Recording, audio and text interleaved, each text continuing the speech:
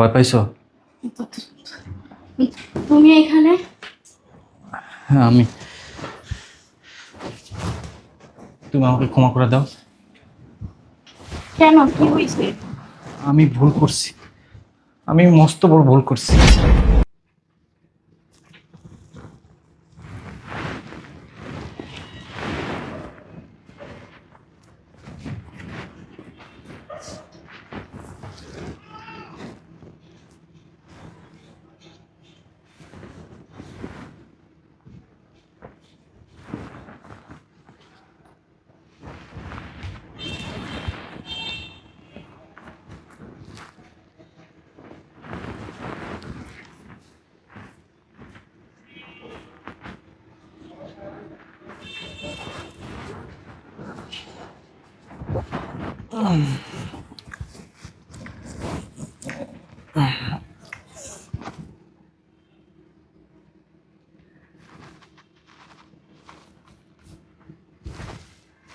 আরে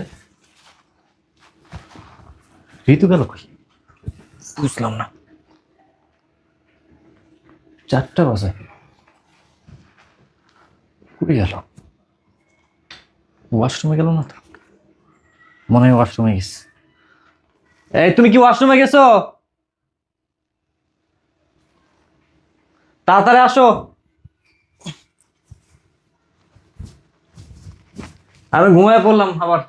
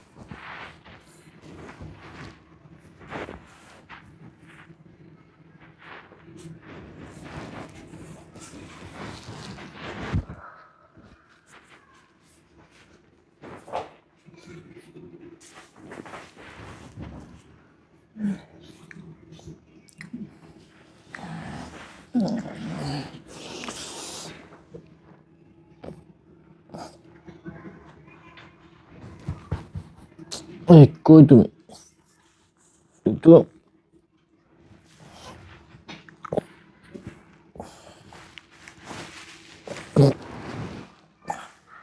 আরে কই গেছে ঋতু? বুঝলাম না, গেল কই? 4টা বাজে, ওয়াশরুমে গেছে মনে হয়। বুঝলাম না, ওর কি ডায়াবেটিস হয়েছে নাকি? আগে তো এত প্রস্রাব করতে যাইতো না, রাতে একসাথে ঘুমাইতাম, একবার সকালবেলা ঘুমতে করতো। ইদানিং দেখতেছি ঘন ঘন ওয়াশরুমে যাইতেছে। এই তুমি ওয়াশরুমে?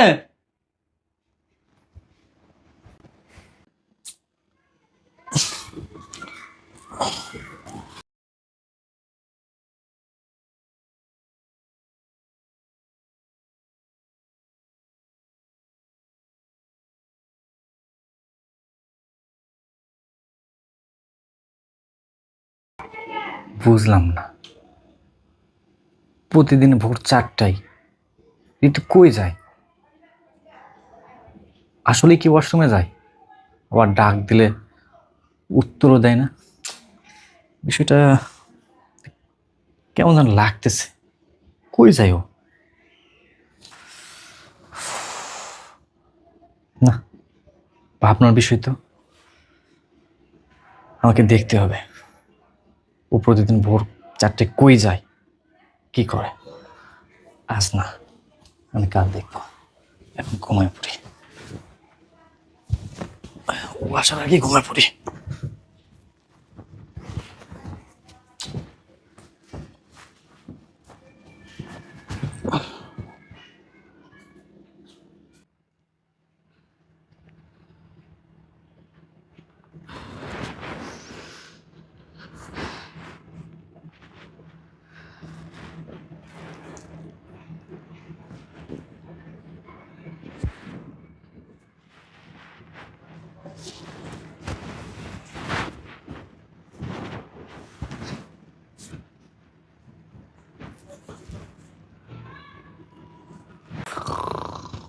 ওই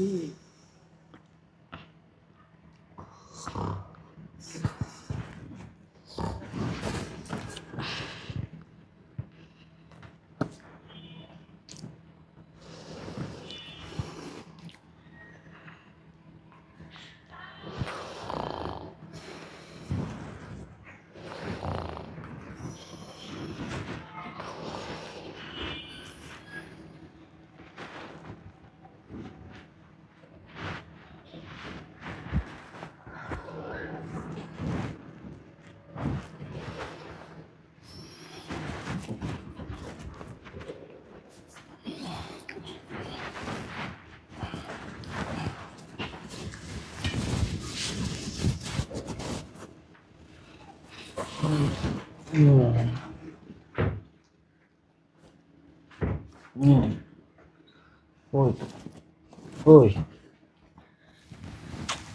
ওই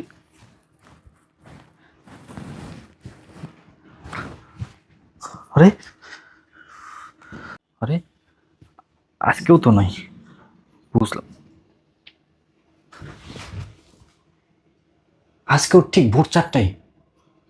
না, এভাবে চলতে তো পারে না।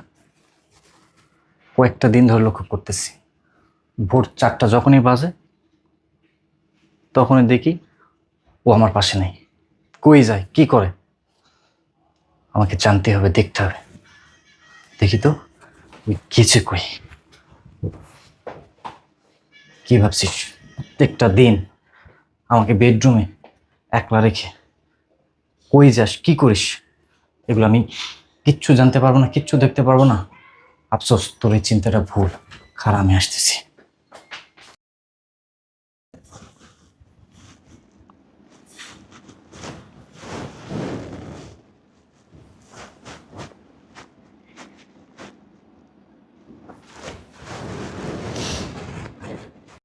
বুঝলাম না, গেল কই? দেখি তো। না, এই রুমেও তো নাই। ওয়াশরুমে দেখি তো। ওয়াশরুমও তো যায়, গেল কই? হ্যাঁ, শয়তানের।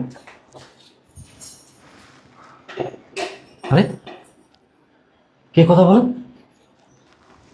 এই শয়তানের বাচ্চা তো কথা বলতেছে। নিশ্চয়ই নিশ্চয়ই কোনো ছেলে মানুষ নিয়ে এসে বাসায় নিয়ে এসে তার সাথে কথা বলতেছে। আমার বাসায় তো কোনো ছেলে মানুষ নেই। হুম, শয়তানের বাচ্চা। আমার খায়া আমার পরে তুমি অন্য ছেলের সাথে টেম্পো চালাও না? তাই তো বলি, প্রতিদিন ভোর 4টা বাজলে তুমি কই যাও। এখন আমি বুঝতে পারছি। এই যে আগের থেকে তোমার নাগরে ফোন দেয়া জানা রাখো, 4টা বাজলি তুমি তার সাথে আমারই বাসায় দেখা করো। তোমারে তো আমি ছাড়তেছি না। দাঁড়াও, তোমার কপাল আজকে শনির দশা আছে, শয়তানের বাচ্চা। হুম, এই তোমার ভালোবাসা আমারে বলে কি, সে নাকি মানে অনেক ভালোবাসে, জীবনের থেকে বেশি ভালোবাসে, পাগলের মতো ভালোবাসে। আজকে দুইজনারে খাইছি, এটা দিয়ে বাড়াইয়া সোজা বানায় ফেলবো। দাঁড়াও। হে আল্লাহ, তুমি আমার হাজবেন্ডের রিজিকে বরকত দান করো। তুমি তো জানো আমার হাজবেন্ডের আজকে কতদিন ধরে চাকরি নাই। আমরা শয়তানের কিভাবে ঘর ভাড়া বাচ্চা, ওর খবর। তুমি তো জানো আমাদের ঘর ভাড়া কয় মাসের বেজে গেছে। কিভাবে দিব? মানুষ অনেক অপমান করতেছে। বাসায় গ্যাস নাই, বাজার করার মতো একটা টাকাও নাই। মানুষ যারা যারা ঋণ পাবে তারা বাসার মধ্যে এসে অনেক ঝামেলা করতেছে। আল্লাহ, তুমি আমার হাজবেন্ডকে তার ব্যবসায় রিজিক দান করো। আল্লাহ, তুমি তো জানো আমার হাজবেন্ডের আজকে কতদিন ধরে চাকরি নাই। যারা যারা টাকা পাবে সবাই বাসার মধ্যে এসে অনেক রাগারাগি করতেছে। না পারতেছি তাদের টাকা দিতে, না পারতেছি নিজেরা ভালোভাবে খাওয়া দাওয়া করতে। আমি যে কিভাবে সংসারটা চালাইতেছি একমাত্র আমিই জানি। আমার ছেলের স্কুলের বেতন জমে গেছে। আমি কিভাবে কি করবো আমি জানি না। আল্লাহ, তুমি আমার হাজবেন্ডকে একটা চাকরি পাওয়া দাও। আল্লাহ, তুমি ছাড়া আর কোনো মাবুদ নাই। আল্লাহ, তুমি একমাত্র মালিক যে কিনা সব কিছু পারো। আল্লাহ, আমাদের আর কষ্ট দিও না। আল্লাহ, তুমি যেভাবেই হোক আমার হাজবেন্ডের একটা চাকরি জোগাড় করে দাও। আল্লাহ, হে আল্লাহ, তুমি আমার হাজবেন্ডকে নেক হায়াত দান করো। আল্লাহ, তুমি আমার হাজবেন্ডকে ইসলামের পথে চলার তৌফিক দান করো। আল্লাহুম্মা আমিন।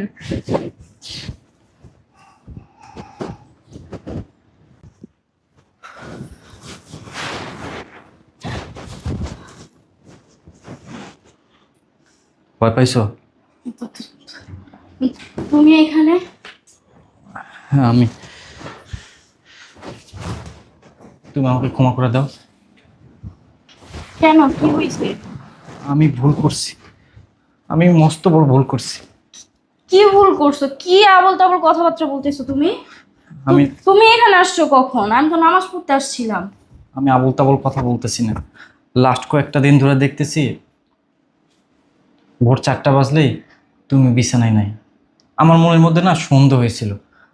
আমি ভাবছিলাম মনে হয় তুমি বাইরে থেকে পরপুরুষে না সময় কাটাচ্ছ, আমাকে ঠকাচ্ছ। আমি এটা মনে করেই রুম থেকে বের হয়েছি। বের হয়ে দেখি তোমার আওয়াজ। আমি ভাবছি নিশ্চয়ই কোনো ছেলে আসছে, ছেলের সাথে তুমি সময় কাটাচ্ছ, গল্প করতেছো। তাই তোমাদেরকে মারার জন্য এই লাঠি হাতে নিয়ে এখানে আসছি।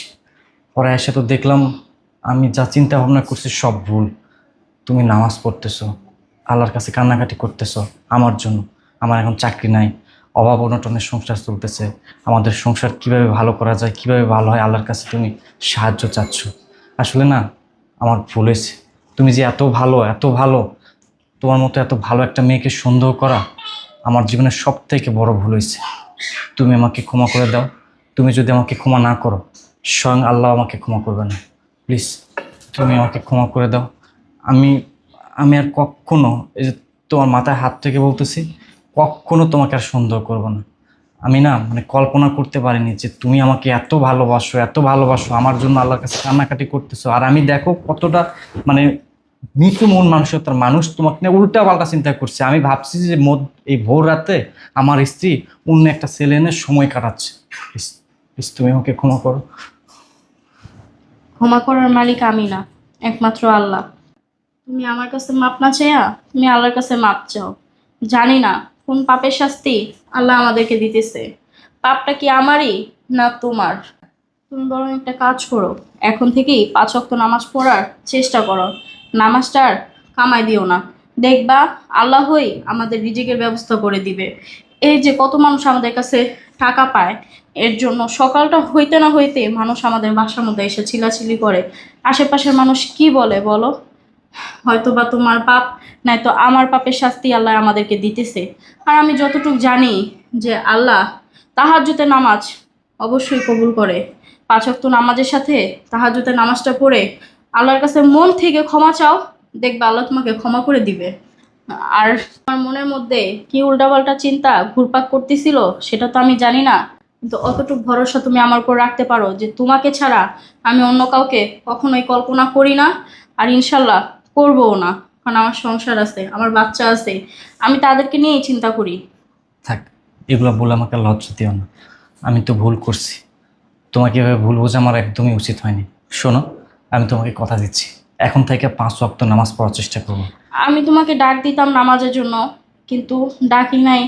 চিন্তা করছি যে সারা দিন কিভাবে তুমি রাস্তায় রাস্তায় ঘুর ঘুর করো একটা চাকরির জন্য, এখানে যাও ওখানে যাও, জার্নি করে আইসা তোমার শরীরটা ছাইড়া দেয়। এর জন্য আমি আর তোমাকে ডাকি নাই। আমি নামাজ পড়ছি, আমি নামাজ পড়ি। এখন থেকে দুজনে মিলেই নামাজ পড়বো। আর এটাও মাথার মধ্যে ছিল যদি রাগারাগি করো, তুমি তো অল্পতেই রাগ করো, এর থাক, জন্য বাদ দাও না এসব, বাদ দাও। আমি আমার ভুলটা তো বুঝতে পারছি। এখন থেকে দুইজন একসাথে নামাজ পড়বো। ইনশাল্লাহ ইনশাল্লাহ এখন থেকে দুজন একসাথে নামাজ পড়ার চেষ্টা করবো। আচ্ছা তুমি একটা কাজ করো, এখনো তো ফজরের নামাজ শেষ হয় নাই, তুমি অজু কইরা আসো, আয়সা নামাজ পড়ো। আমি বরং নাস্তা বানাইতে যাই। ঠিক আছে, আমি আজকে থেকে নামাজ শুরু করবো ইনশাল্লাহ। ঠিক আছে, ভিতরে আসো। আল্লাহ, কি সুন্দর করছিলাম। সি সি সি, যে স্ত্রী এত ভালো, এত ভালো, সেই স্ত্রীকে আমি অযথা সুন্দর করছি। আল্লাহ, তুমি আমাকে ক্ষমা করে দিও। এই আমাকে অজুর পানিটা দাও।